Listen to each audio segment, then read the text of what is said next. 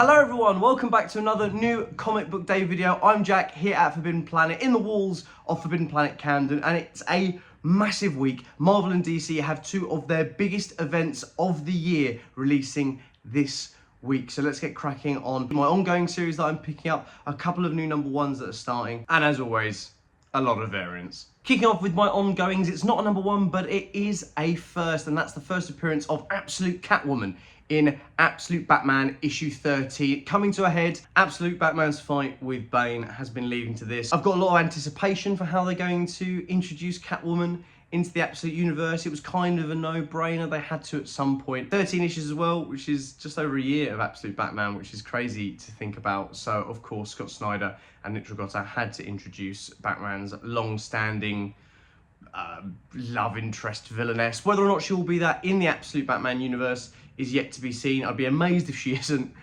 because some things never change from universe to universe, and there's something to be said for a mild amount of continuity for readers. But yes, Absolute Batman issue 13 introducing Catwoman, and there are so many variants to celebrate this first appearance in the Absolute universe, but Stanley Art Gem Lau just done a great job. Now we're already on to issue 3 of one of my favourite ongoing series, and that is Bad Ideas Cul-de-sac by Mike Carey and Jonathan Weishak. This series is impeccable. I've been giving it to as many people as I possibly can when they come in to Forbidden Planet Camden. I'm recommending it to so many people. I think Weishak's art is just so Simon Bisley mad. But it's not a diluted form by any means. It's still fresh and unique. It's so evidently Weishak, not an artist I was familiar with prior to the series, but will definitely not be forgetting in a hurry. And Mike Carey, as always, a master of script. I said it before when the first issue came out, the pitch for the series is basically Marvel's Runaways, but vampires. That's wrong. It's not wrong, it's just developed so much in such a short space of time. It's giving me massive Percy Jackson vibes, but so adult. So much more on the end of violence and grotesque gruesomeness. A perfect Halloween treat. Happy October, everybody. But yeah, Cul-de-sac is just a series that I'm gushing about constantly, and I just adore. So yeah, I'm really looking forward to see the kids face off against this harpy vampire that turned up at the end of issue 2. God knows what's going to happen there. Lots of destruction probably, and lots of death. Now, moving on from the dark dredges of the zombie apocalypse to something a lot more lighthearted, and that's from DC Comics. That's Superman, the Kryptonite Spectrum, from W. Maxwell Prince, Martin Morazzo, and Chris O'Halloran, the team behind Ice Cream Man. I was away when issue 2 released, so I didn't do a new comic book day video about that, but I have caught up on the series. Issue 3 is set to be a very playful issue. Superman is Superboy. If you don't know what the plot of Superman Kryptonite Spectrum is, Superman and his helpful heroes exploring the effects of new kryptonite colors found before his villains can figure out what they do to the Man of Steel. And when you're a kid hero, who better to go to for advice than Captain Marvel Billy Batson? I think this issue is going to be super endearing. I know some of the interior is actually drawn in crayon as well, which is really cool. I love mixed media. They're such a tremendous team of artists, and we're at the halfway mark now for this Superman miniseries. So yeah, if you're not picking it up, definitely pick it up. We have a second printing coming in of issue 1. There's still copies of issue 2 available. If that doesn't go to second printing, I'll be amazed. It's just a great series. Yeah, Superman, Kryptonite Spectrum. And finally, on my ongoings, we have Marvel Knights: The World to Come, issue 3, as we delve more into the past of the world to come. Joker Seda and Christopher Priest hurling us into the deep end of an older world, an older Marvel world with some massive ramifications internally of the series. There is also a new spin-off that is releasing this week that will even add to the specific zeitgeist being birthed out of the world to come. But if you're a fan of the original Marvel Knights series, if you're a fan of Black Panther, if you're a fan of just really gritty, great storytelling, this is a brilliant output from Marvel, and definitely one to check out. Which moves me very neatly on to that said spin-off, and that is Marvel Knights: The Punisher. Pulling zero punches, Jimmy Palmiotti and Dan Panosian on the interior art, we have the latest iteration of the Punisher? Is it a return to the original Marvel Knights Punisher? Is Frank Castle as he was when we left him? Is this a new Frank Castle? Is he been impacted by the world to come? Of course he will have been. I'm very intrigued to see Frank Castle back on his mission. Obviously in the mainline series we just had Punisher return in a Red Band edition, but Marvel Knights Punisher is one I'm a bit more familiar with. No, obviously there's been so many different Punisher series, but when you talk about the Punisher, you can't not think of Garth Ennis's run. And I wonder how similar this series will be in terms of tone and grit. With Panosian on the art, I have zero doubts that it's going to be a gorgeous book to look at in its viscera. So yeah, Punisher fans, even if you're not reading The World to Come, I reckon this is going to be a great place to jump onto a new Punisher series as well. So 2 ongoing Punisher runs at the same time is mental. And I'm excited to see how it impacts the main story as well. Speaking of creators coming back to characters they're most famous for, J. Michael Straczynski returns to The Amazing Spider-Man in Amazing Spider-Man Torn, a new series in the college years of Spider-Man from the impeccable talent that is Straczynski, one of the best Spider-Man runs of all time, still possibly unrivaled for #1 spot of ongoing runs. Just some incredible stories, some incredible new characters, and so much work went into redefining who Peter was for a new generation, for a modern audience in the early 2000s.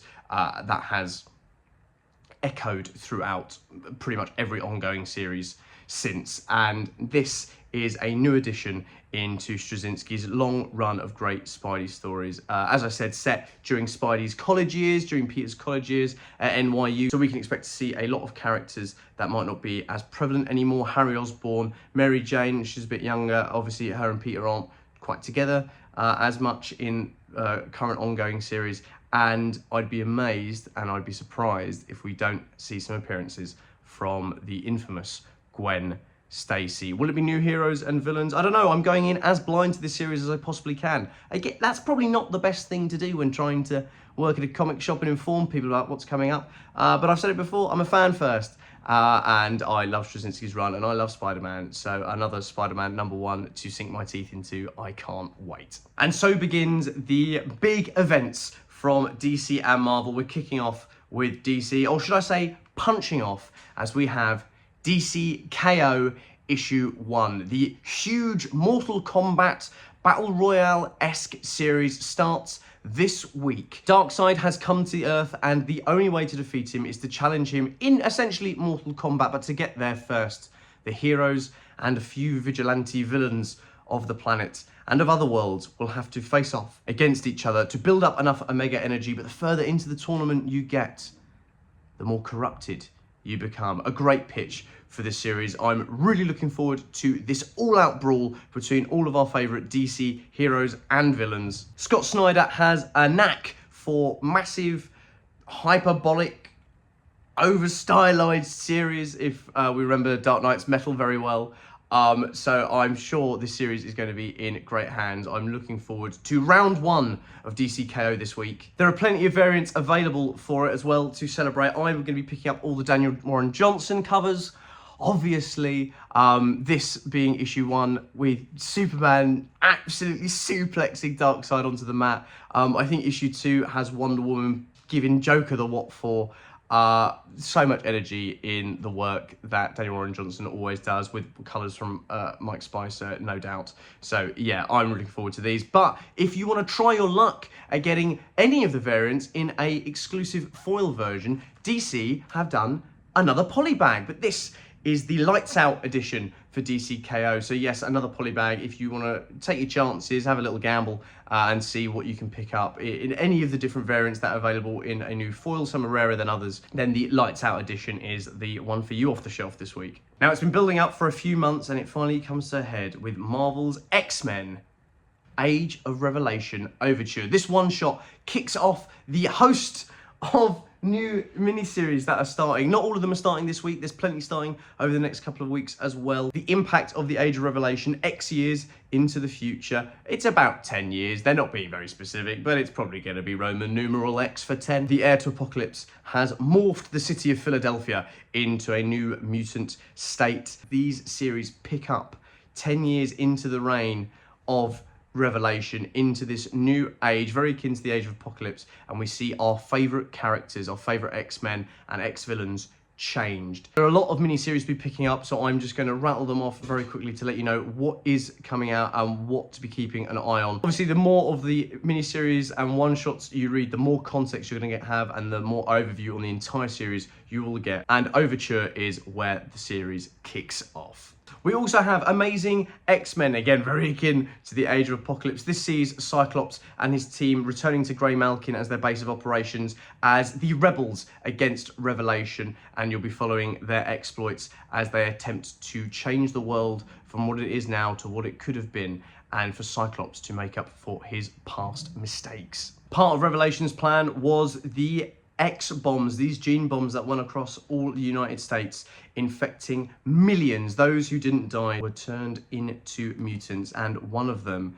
is Carol Danvers in Binary, as we see Captain Marvel, or their alter ego Binary, infused with the Phoenix Force in a new age for the X-Men. In this world, Laura Kinney is no longer Wolverine, but she is Sabretooth, donning the mantle of one of her arch nemesis and the arch nemesis of her father. We have Laura Kinney, Sabretooth, not on the side of the rebel X-Men, but very much putting her eggs in the basket of Revelation. We'll have to find out why and what the impact of that is, not just on her, but on her ex-teammates and her family in Laura Kinney, Sabretooth. Giving us a lot more context and following more closely the acts of Revelation himself. We have World of Revelation issue 1. In here, 3 mini stories on the wider impact, not just of the gene bombs and it transforming a lot of the US into mutants, and terraforming of the planet and turning it into this sort of mutant Mad Maxy wasteland,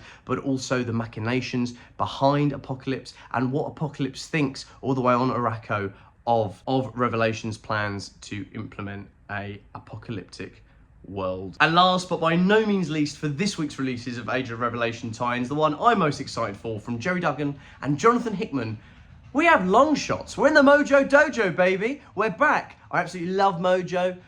Insane character. If you don't know much about Mojo, if you've never seen any of the X-Men animated series or read any of the older X-Men books, Mojo is one of the creepiest villains the mutants and the X-Men ever go up against, with his complete obsession with media, television, and death reality game shows. With mutantdom on top once more in this Age of Revelation, in this dystopian mutant future, I am really looking forward to see what Mojo can get away with, which of the heroes he places through his cabal of crazy game shows. And I imagine, following suit from most stories that involve Mojo, this will be a lot more tongue-in-cheek, a lot more comedic, but nowhere near less as frightful. So really looking forward to Long Shots. 2 more books out this week that I definitely have to flag. Thank you so much for watching all the way through so far. Anything you've seen here already is available at all 10 Forbidden Planets, your local Forbidden Planet, wherever it is. Or if you do not have a local Forbidden Planet, if you're not lucky enough to be in a commutable distance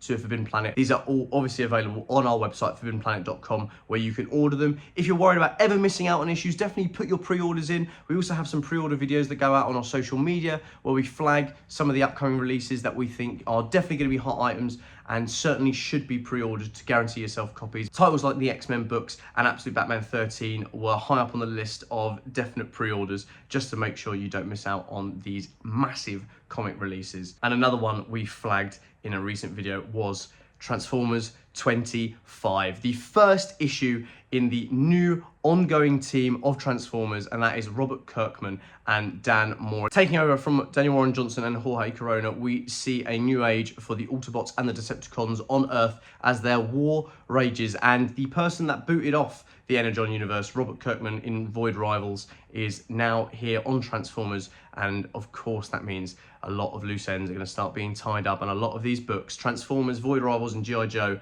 are all going to get tied together. So if you've been reading Transformers or you're looking for a chance to jump on to Transformers, this is definitely going to be the issue, and it's a bit bigger than normal issues. There's a few extra pages in here as a big anniversary celebration of 2 years of Transformers books. And finally, coming home with me off the shelf this week is the 3rd installment of the new iteration of Heavy metal. The classic series full of work from international creators from all over the globe. That's what international means. The third installment is absolutely jam-packed with new one-shots, archived work finally being translated from hosts of different creators, and ongoing episodes from the anthology. Part 3, I think, of Inky Bilal's Bug is in here as well, right at the beginning. And also, very excitedly, we have a new story in here from Shitara Cargo, famed insane manga creator. Guy's an absolute lunatic, creates some of the weirdest and wackiest and most wonderful, bizarre manga work I've ever had the pleasure of having and admitting I own, which is crazy because some of that stuff is really over the line. So if you're into your weird manga, if you're into your crazed creators going off the deep end and finding the line and then pole vaulting over it, Cargo's definitely your guy. And he's got a story in here, which is really cool. Heavy Metal are doing a fantastic job. The editorial team are doing just such wonderful work in bringing so many different creators from so many vast parts of the world with such varying degrees of style and storytelling prowess into one centralized place, and this has been a brilliant rejuvenation to the Heavy Metal franchise, and long may it continue. Woo! I feel like I need a week off just to catch up on all the reading. There is so much that's come out this week. There's always so much that comes out, but to have two massive events kick off, so many new issue ones, so many ongoing series that I'm completely enamored with. Yeah, it's a heavy, busy week of comics, but I wouldn't have it any other way. As I said earlier, head down to your local Forbidden Planet because there is still so much more on the shelf that I don't talk about in these videos. These are just a few of the bits and pieces that I'm picking up. There's so much more that catches my eye, and I'm sure there'll be so much more that catches yours. We all have such varied tastes, and there's definitely something to cater for everyone on the shelves at Forbidden Planet. So, as I said, head down to your local or head to our website, forbiddenplanet.com, to check out what came out this week and what's coming out in the weeks to come to get your pre-orders in so you don't miss out on any of the brilliant titles on the shelf. As always, thank you so much for watching and for listening, and I hope you have a wonderful new comic book day. I hope you have a wonderful week catching up on all of your comic reading, and I will see you next week for a host of new comics. Thank you very much. If you're enjoying watching Forbidden Planet TV and you're enjoying watching us talk to the world's most interesting and accomplished filmmakers, authors, artists, musicians, creators, subscribe right here. See you soon.